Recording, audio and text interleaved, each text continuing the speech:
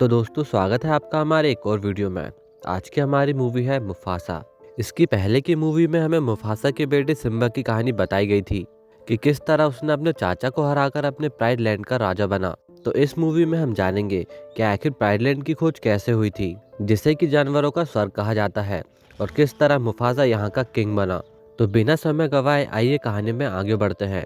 Simba pride land का राजा होता है और उसका साम्राज्य उसके राज्य में काफी खुशहाल होता है। सिम्बा और नाला की एक छोटी बेटी होती है जिसका नाम कियारा होता है, और उन्हें एक बेटे की उम्मीद होती है। नाला अब गर्भवती होती है और वह अपने शावक को जन्म देने के नजदीक होती है। तभी सिम्बा घोषणा करता है कि उसका परिवार बढ़ने वाला है। वह नाला के पास जा रहा होता है और वह कियारा को वहीं पर छोड़ देता है।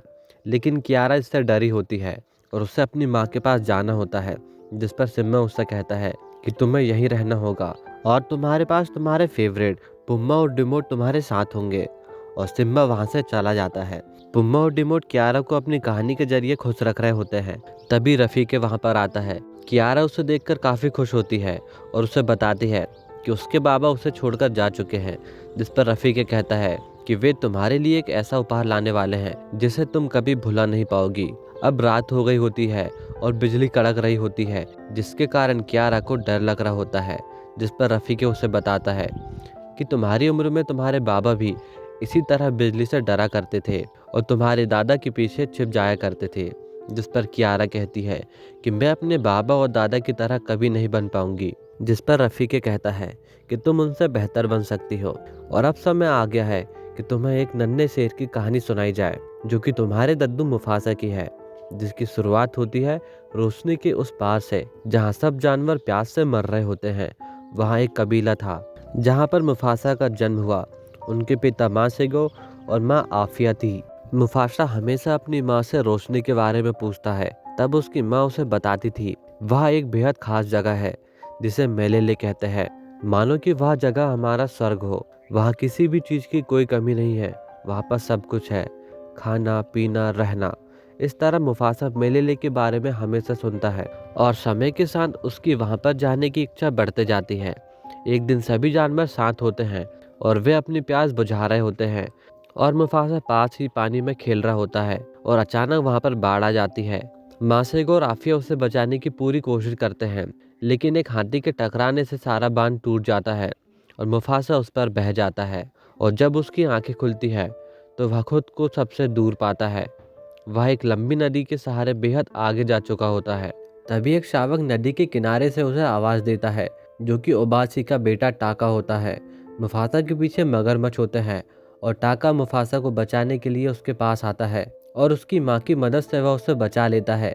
इसी बीच हम देखते हैं कि मुफासा पानी से बेहद ज्यादा डरता है।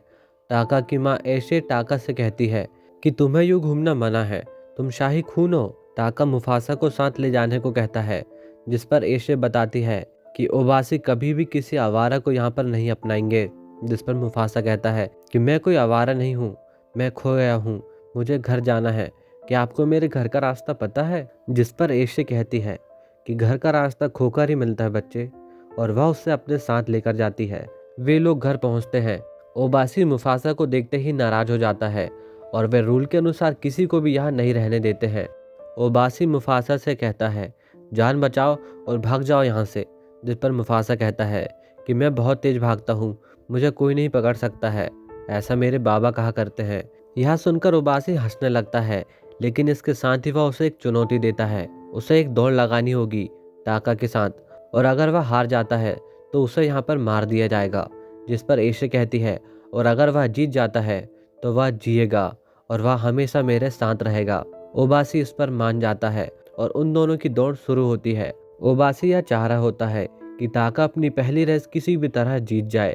चूंकि मुफासा काफी थक गया होता है, टाका जानबूझकर उससे पीछे हट जाता है और वह उसे दौड़ जीतने देता है, क्योंकि टाका मुफासा के साथ रहना चाह रहा होता है और वह उसे अपना भाई मान चुका होता है। जिसके बाद ना चाहते हुए भी ओबासी को उसे अपने साथ रखना होता है, लेकिन वह उसे सिर्फ शेरनी के साथ रहने को कहता है। इस तरह टाका मुफासा की जान बचाता है और शुरुआत होती है उन दोनों के बीच भाईचारे की।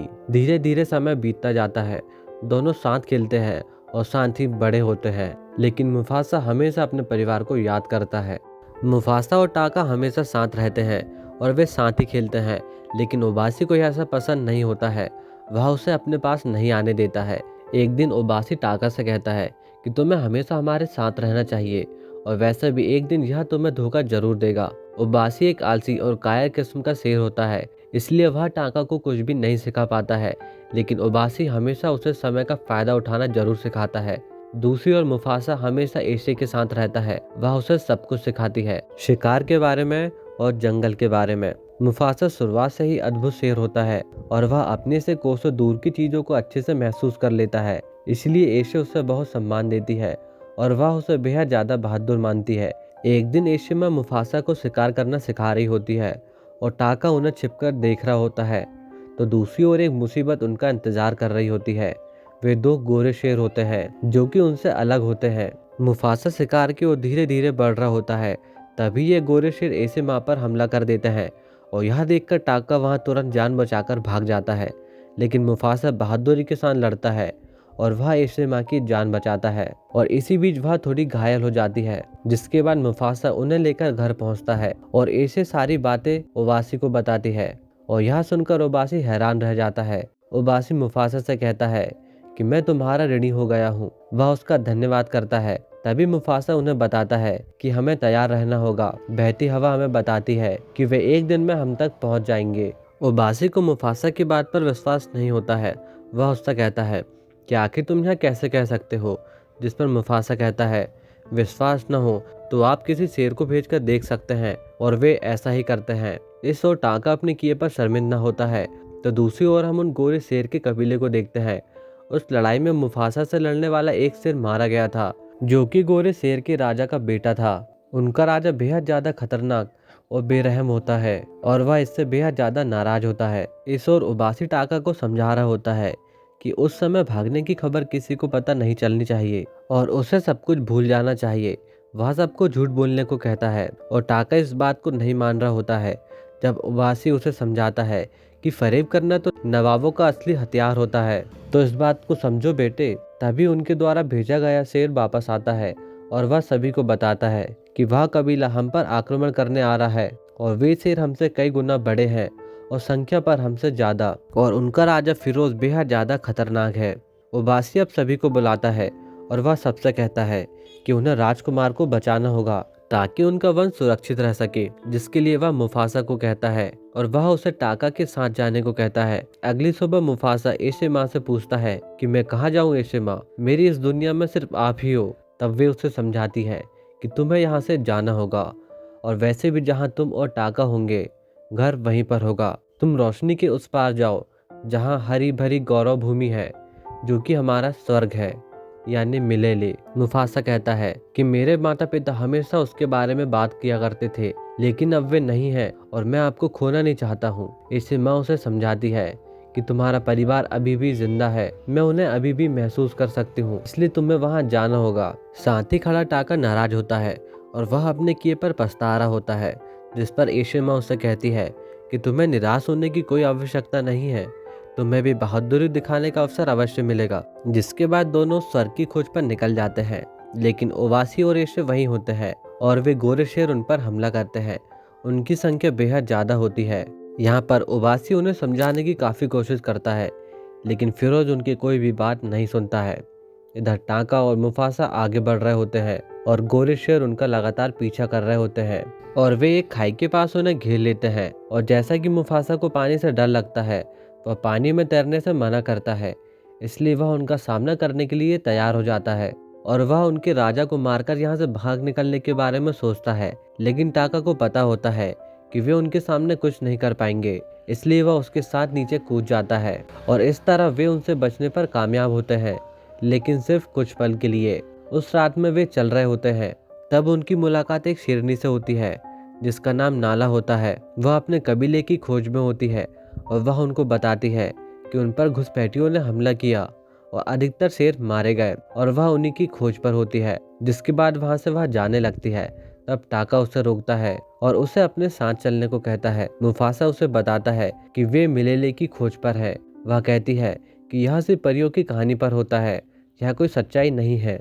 जिस पर मुफासा कहता है कि यह बात तो कोई नहीं जानता है कि वह जगह है या वह जगह नहीं है, लेकिन हमारे लिए सिर्फ एक ही उम्मीद है। यहाँ हम देखते हैं कि उस शेरनी के साथ एक पोपट भी होता है। इस समय उन सभी को काफी भूख लगी होती है और तभी उन्हें बंदरों की आवाज सुनाई पड़ती है, तो वे शिकार की खुशी में लगातार आगे बढ़ते हैं। और अब कहानी पर एंट्री होती है रफीके की। रफीकी अपने साथियों के साथ एक कबीले पर रहता है, लेकिन वह सभी से काफी अजीब होता है और वे सभी लोग उसे अपने से अलग मानते हैं और उसकी हरकतों के कारण वे सभी लोग उसे अपने कबीले के लिए श्राप भी मानते हैं। रफीके का एक भाई भी था जो कि इन्हीं पेड़ों से अचानक गायब हो गया था और वे सभी लोग इसका कारण भी उसी को मानते हैं।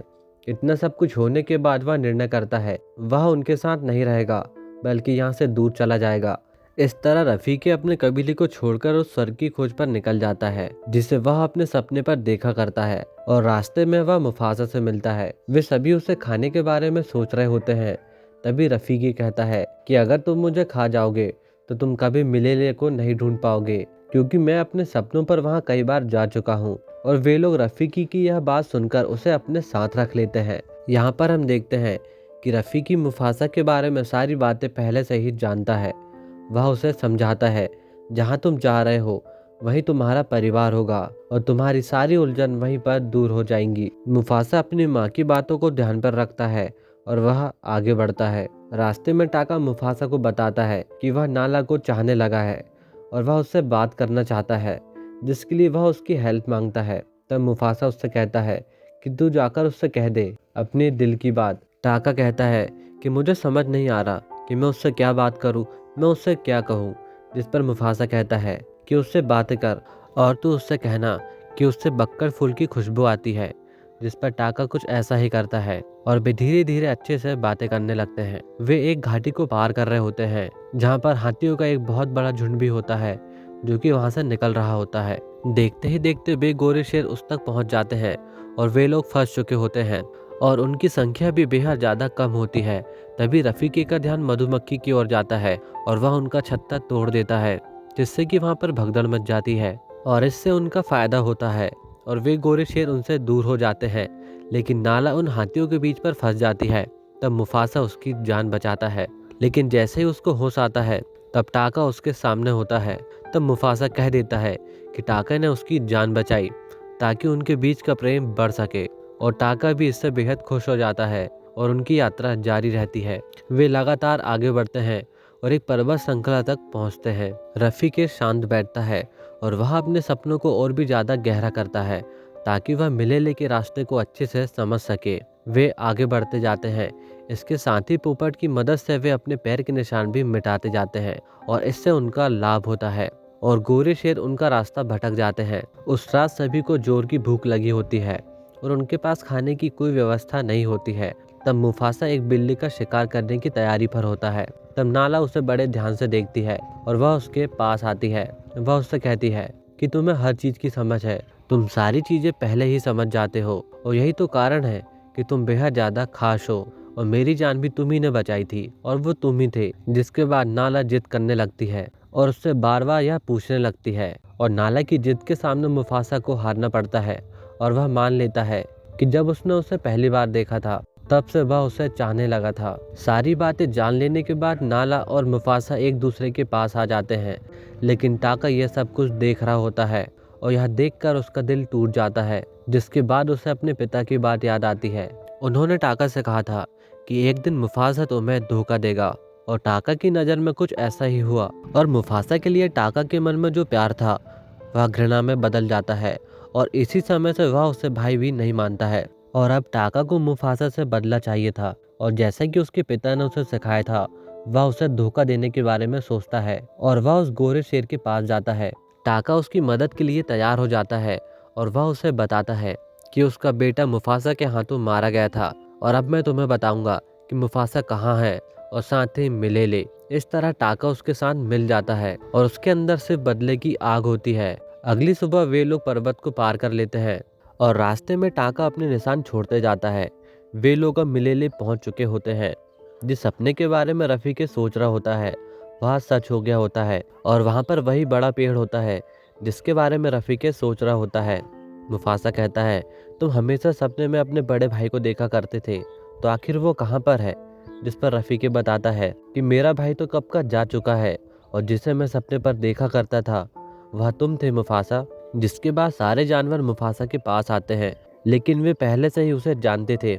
वे उससे कहते हैं तुम्हारे कारण हम खतरे में आ चुके हैं। जिस पर मुफासा कहता है तुम सभी सुरक्षित हो, हमने कोई निशान नहीं छोड़ा है, कोई हम तक नहीं आएगा। तभी हम देखते हैं कि वे गोरे शेर वहां आ जाते हैं। मुफासा को समझ नहीं आता है कि आखिर वे उन तक कैसे पहुंच गए। आगे मुफासा निर्णय करता है कि वह उनसे लड़ाई करेगा।